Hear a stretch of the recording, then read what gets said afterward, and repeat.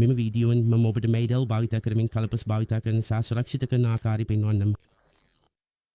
පළමුව කරන්න තියෙන්නේ මේඩල් ඔබ පරිගණකයට බගත් කර ස්ථාපනය කිරීමයි. ඔබට ඒක කරන්න පුළුවන් මේඩල් නිල වෙබ් අඩවියට ගිහින්. ඊළඟට ඔබ යොමු වන්නේ ඉදින් පාලක පවුරට. එහිදී අපිට සමහර සෙක්ෂන් වෙනස් කරන්න ඕනේ.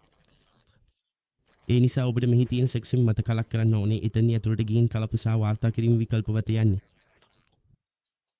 ඔබ කරඩුවේ කොටසක් වාර්තා කිරීමට හෝ කලප එකක් අල්ලා ගැනීමට සෙක්ෂන් සකරේ කිරීමට මහ කලප අල්ලා ගැනීම විකල්පයේ සකරේ වී තිබෙනවද කියලා විශ්වාස කරන්න ඕනේ.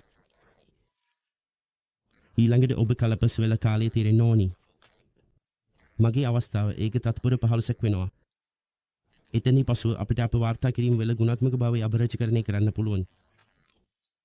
අපිට අඩුව සම්මත ඉහළ සහ අභිරංචි ගුණාත්මක භාවය තියෙනවා. අපිට මූලික වශයෙන් නිබාධනයේ තත්පරයට පින්තූර ගණන් සහ බටයානුපතිය වෙනස් කරන්න පුළුවන්. ඒ අතරින් වැදගත්ම සෙක්ෂන් වන්නේ මෙහි තියෙන වීඩියෝ කතකයයි.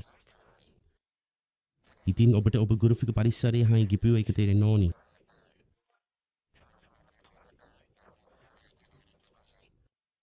එතනින් පසුව අපිට මෙහි වීඩියෝ ඇතුළත සකිතිය දැක ගන්න පුළුවන්. ඒකෙන් අපිට අපි කරඩුව වාර්තා කරන්න පුළුවන්. මගේ අවස්ථාව මම ඒක මේ බිත්තුමට දෙන්නේ යන්න. ඒ නිසා අපි මෙහි අපි කරඩුවට යනවා නම් උදාහරණයක් විදියට මම Minecraft එක ආරම්භ කරනවා.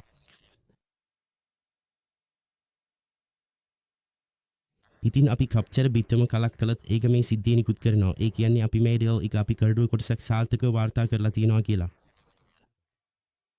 දැන් ඔබ වාර්තා බලන්න පොස්ට් පෙළ බිත්තම කලක් කරන්න. ඒක ඇතුළු අපිට අපි වාර්තාව මෙහිම දැක ගන්න පුළුවන්.